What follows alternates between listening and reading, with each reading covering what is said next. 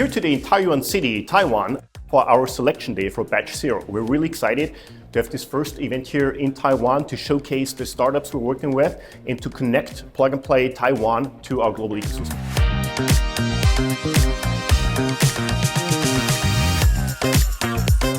Taoyuan is an industrial city. It already have very good ecosystem starting from the raw material to production, manufacturing to shipping. It's already an industrial-based city. Therefore, it is very good for Deeptech technology innovation developed here. 青年局非常积极的与在地的新创团队、还有生态圈的伙伴、还有学术研究单位的合作，推动创业的孵化与加速的计划。透过 Plug and Play 的一个合作，让我们从桃园开始迈向国际。How we develop the AI could rise up the performance, rise up the efficiency for our life. This is pretty amazing topic. We really appreciate Plug and Play to have this program is because this links us to big brand.